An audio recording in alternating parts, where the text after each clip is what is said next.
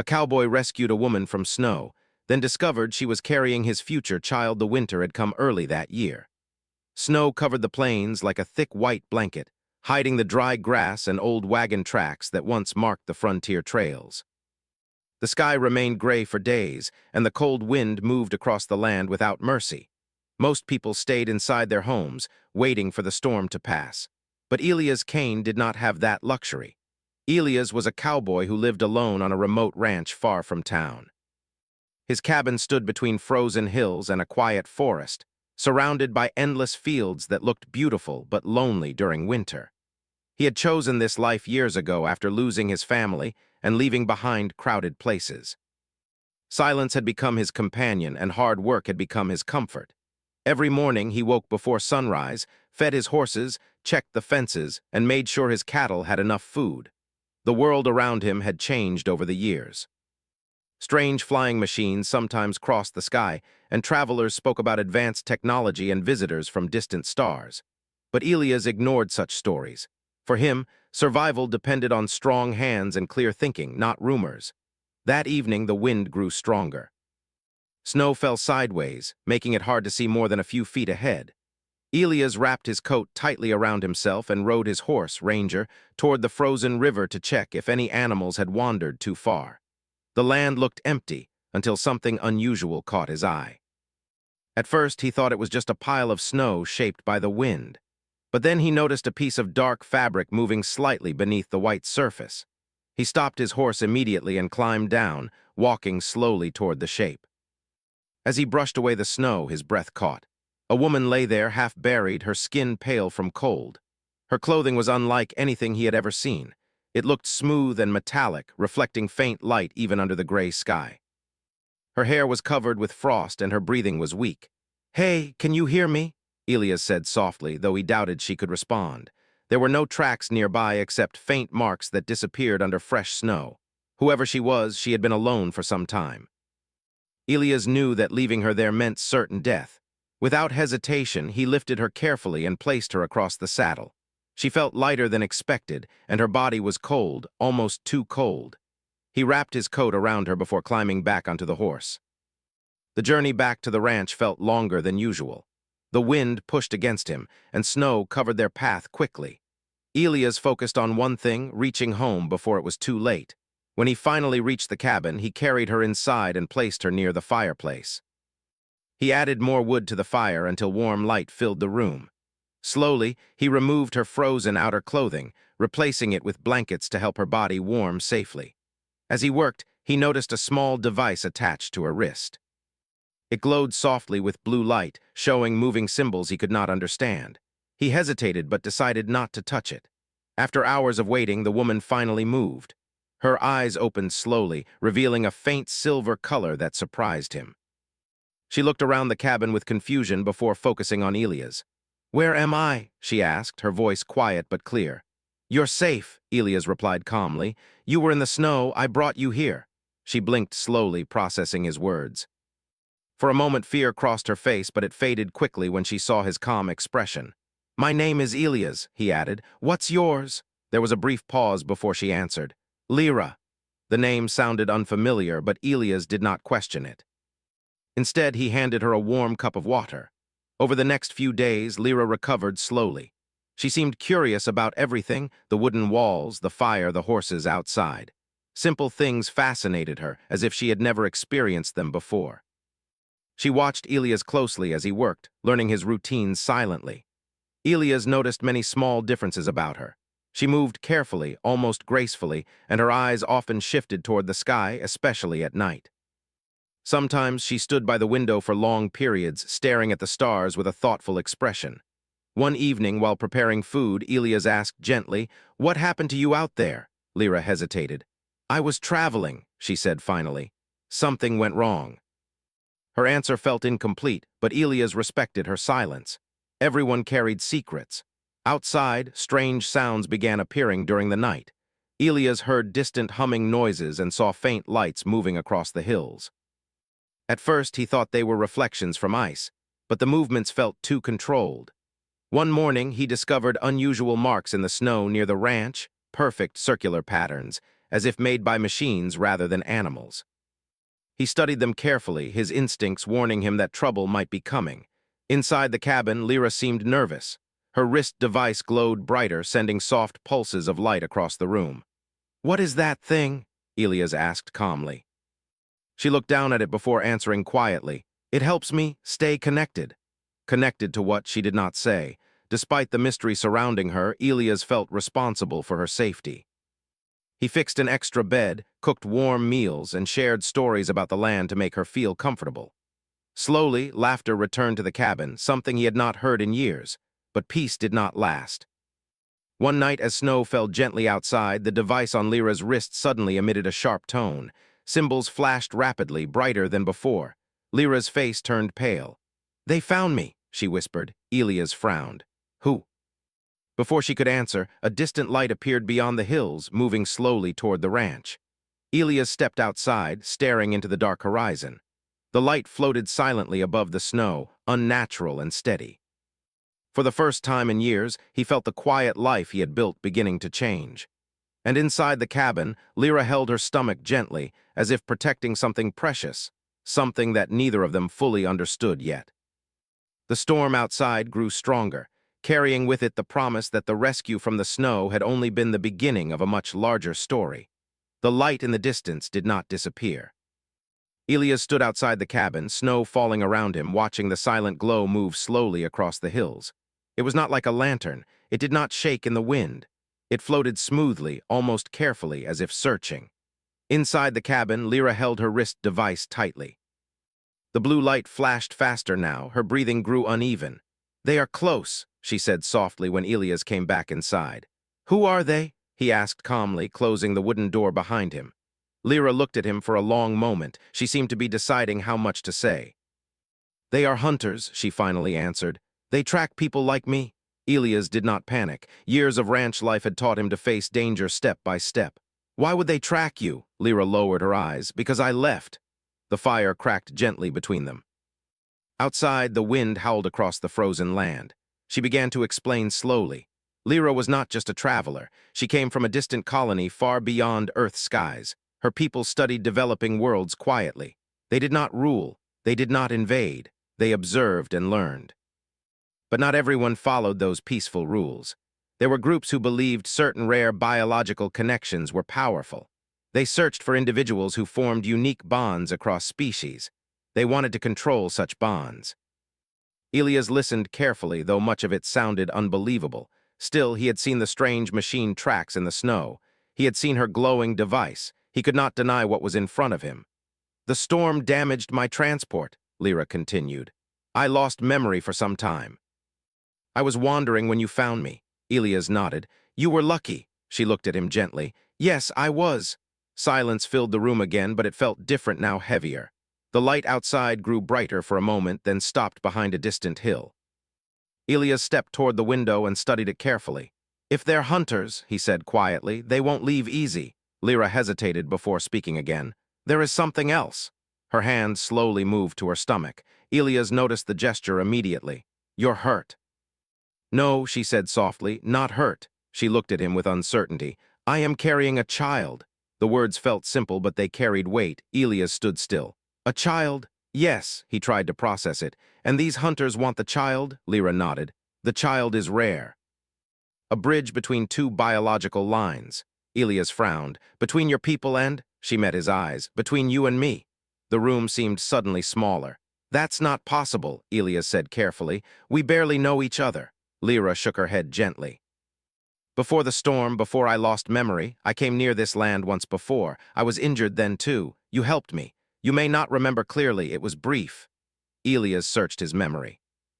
There had been a strange night months ago, lights in the sky, a shadow near the river, someone disappearing before sunrise. He had thought it was a dream.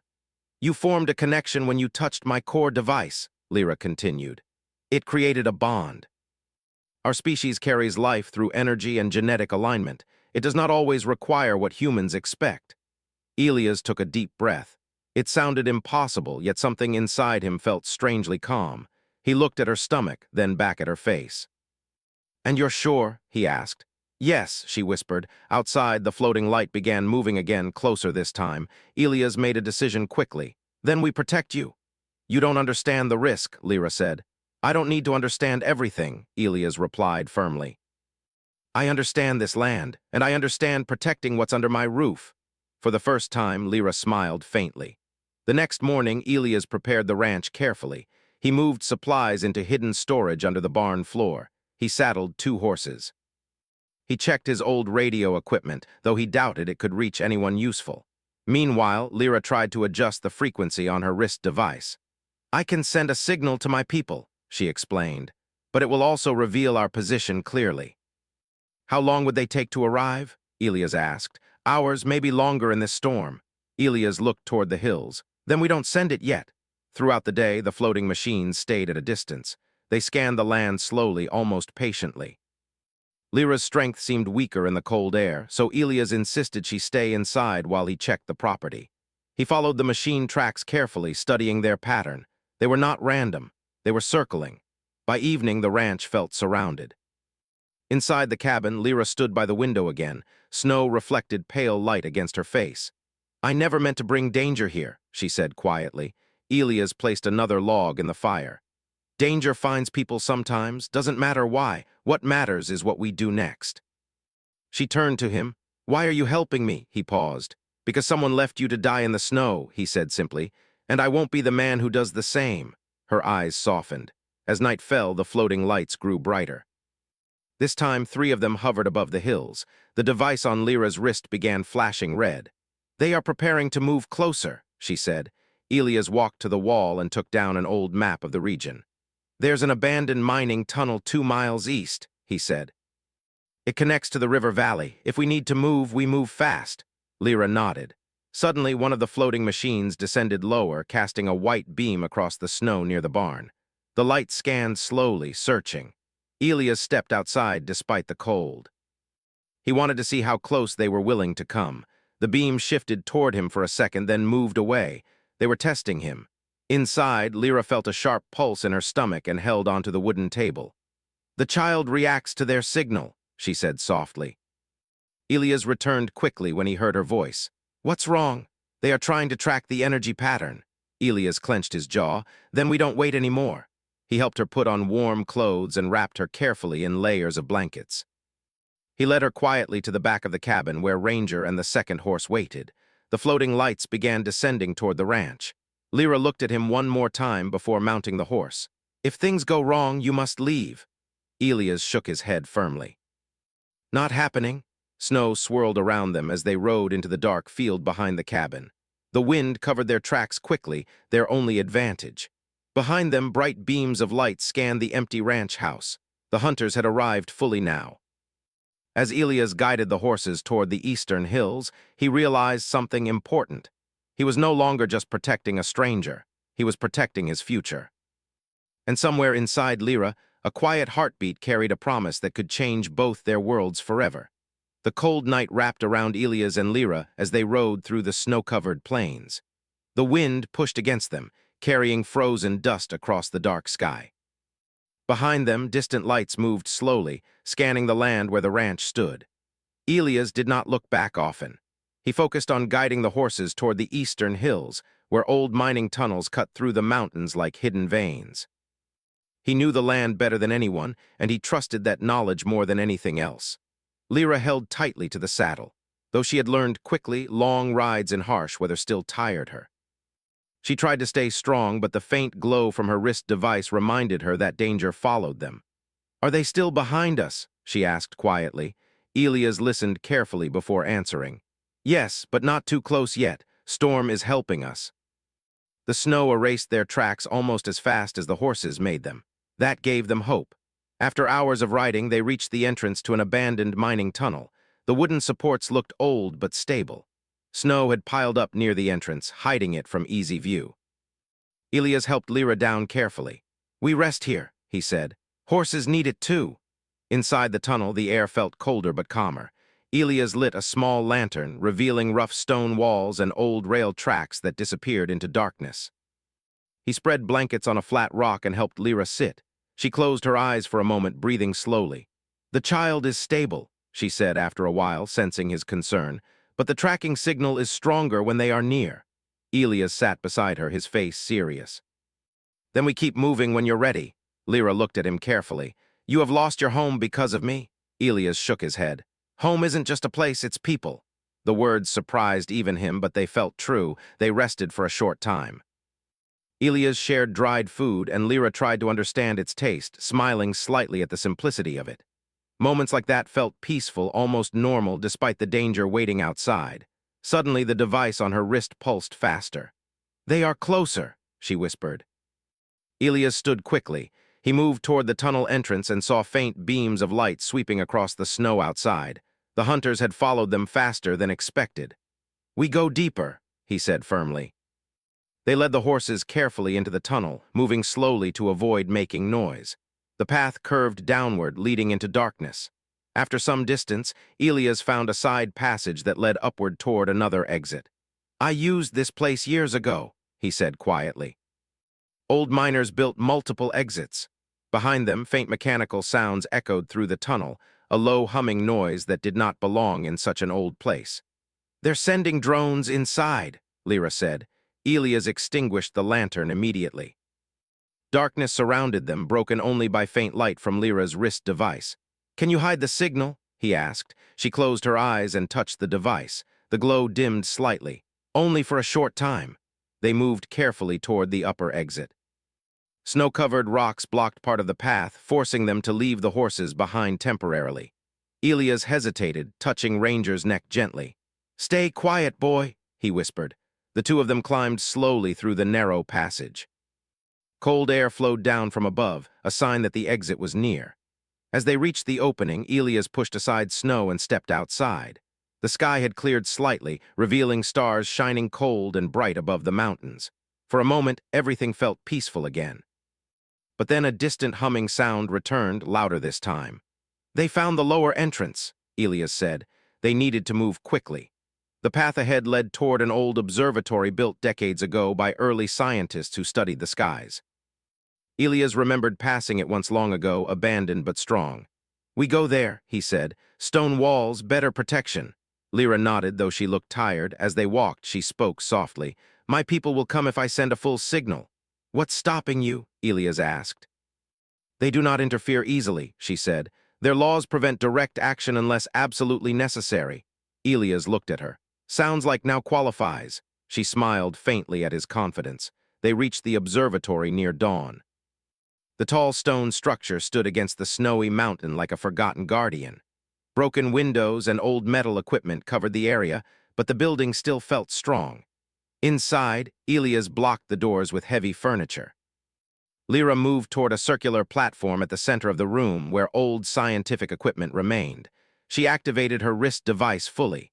A beam of light rose upward through the broken roof, disappearing into the sky. The signal is sent, she said quietly. Elias felt relief mixed with worry. Now everyone knew where they were, allies and enemies.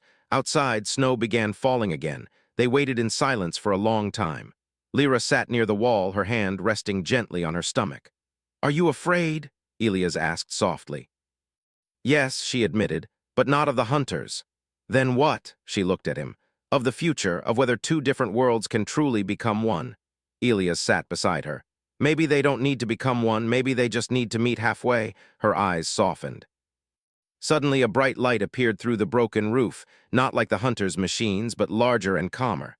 A ship hovered high above the clouds, its shape elegant and quiet. My people, Lyra whispered. But before relief could settle, smaller lights appeared around the observatory. The hunters had arrived too. Elias stood slowly, determination filling his face. Looks like we're not done yet, he said. Lyra rose beside him, strength returning to her eyes. The final confrontation was coming, and this time, Elias was not just fighting for survival.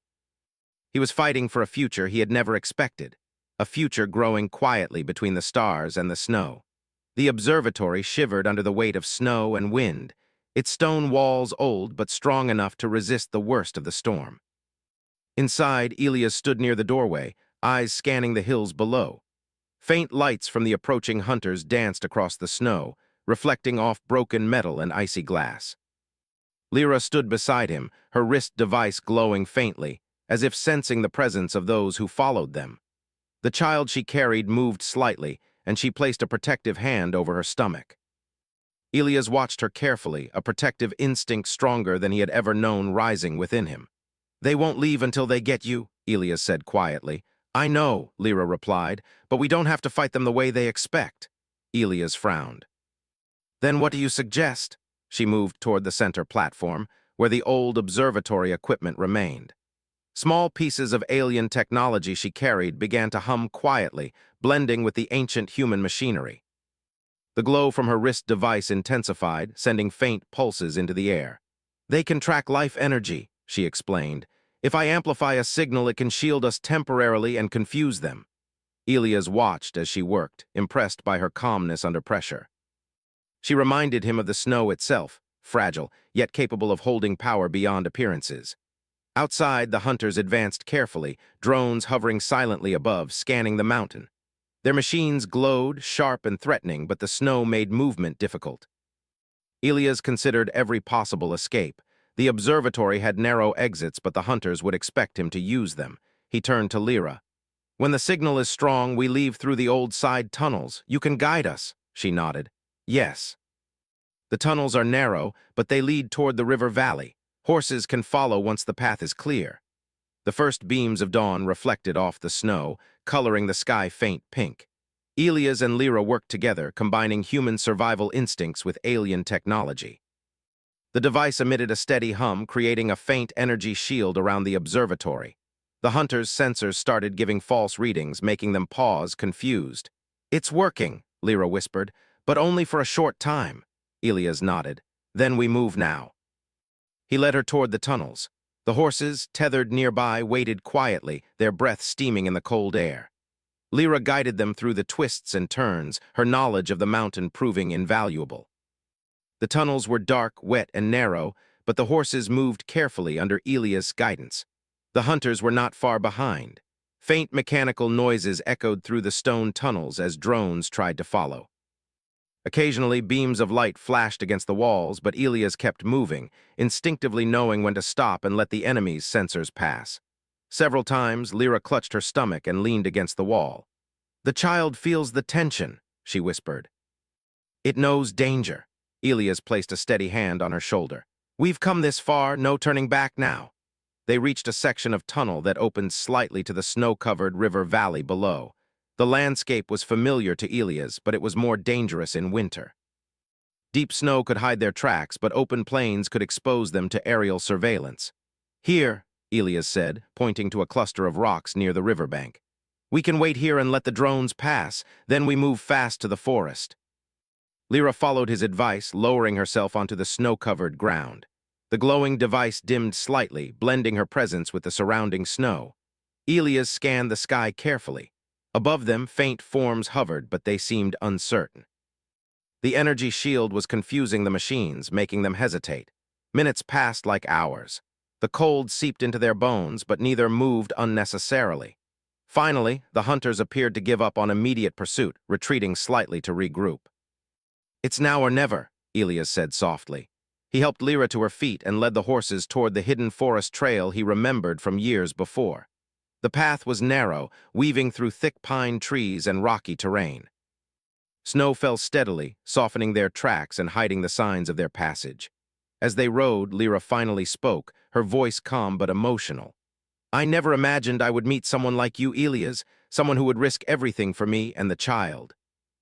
Elias glanced at her, surprised by the honesty in her tone. "You've given me a life I didn't think I wanted," he said. "You showed me that there's more than survival, there's hope." They shared a quiet moment as the horses moved steadily through the forest. For the first time in weeks, the world felt larger than danger, filled with possibilities. After several hours, they reached a plateau that overlooked the plains below. The hunters were nowhere in sight, and the snowstorm had slowed. Elias and Lyra stopped, taking a moment to breathe. "We're not safe yet," Lyra reminded him, "but the signal I sent will bring my people soon. They can extract us and the child safely." Elias placed a hand over hers. "Then we survive until help arrives together." They descended toward a hidden clearing where the horses could rest. Elias carefully unpacked some food and blankets, making a small camp in the forest. Lyra rested beside him, watching the stars appear through gaps in the snow clouds. Hours passed. The forest was silent except for the wind and the soft sounds of the horses breathing. Lyra closed her eyes, feeling the child stir within her. Elias watched over her, thinking about everything that had led him here, years of loneliness, the strange lights in the sky, and now this unexpected life growing quietly between them. Finally, distant lights appeared over the forest. This time they were not hunting drones. The energy shield she had activated earlier pulsed faintly, signaling the arrival of her people. A sleek ship descended, quiet and elegant, its landing precise despite the snow. Lyra rose slowly, her eyes wide with relief. "They've come," she whispered. Elias felt a mixture of wonder and caution. He had seen strange things before, but the sight of the ship, calm, protective, and purposeful, filled him with hope. The ship's doors opened, and two figures emerged, their movements careful and respectful. They wore suits that reflected the snow, and their eyes scanned the surroundings before settling on Lyra. "You are safe now," one of them said. Lyra nodded, tears forming in her eyes. "Thanks to him," she said, turning to Elias. Elias shook his head. "I didn't do it for thanks. I did it because it was the right thing to do." The child stirred again, sensing the energy around them. Elias placed a hand over Lyra's shoulder, feeling a quiet warmth, a promise of new beginnings. The figures from the ship approached carefully, helping them move toward the vessel.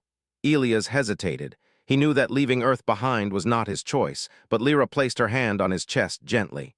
"You've saved our future," she said, "and now you are part of it." He understood then the child they were protecting was more than life. It was a symbol of hope, bridging two worlds. Together they stepped into the ship. Elias looked back at the snow-covered forest, the mountains, and the plains he had called home. For the first time in years, he felt that the world was larger than solitude. It was filled with purpose, connection, and possibility. The ship lifted silently into the sky, carrying them above the snowstorm. Below, the hunters' machines searched in vain, unable to reach them. The forest and the plains were quiet once more.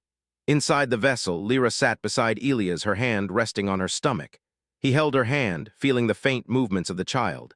For the first time, they both felt safe, knowing that danger had passed, at least for now. "You did it," Lyra whispered. "You protected us." Elias smiled quietly. "We did it together." The snowstorm faded behind them. The first rays of sunlight touched the horizon, painting the snow in gold and pink. Outside, Earth stretched endlessly, wild and quiet, waiting for new life. And inside, the three of them, Elias, Lyra, and the child growing within her, began a journey toward a future they could shape together. One built on courage, hope, and love that had been found in the most unexpected place, the middle of a snowstorm on a quiet frontier. For Elias, the life he thought he had lost to solitude was now reborn. He had found not only someone to protect, but also someone to share a future with. And the child they carried was the bridge between what had been and what could be, a new promise between two worlds. The ship rose higher, gliding silently through the sky. Lyra rested against Elias, and he held her close, feeling a warmth that snow, storms, and fear could never touch.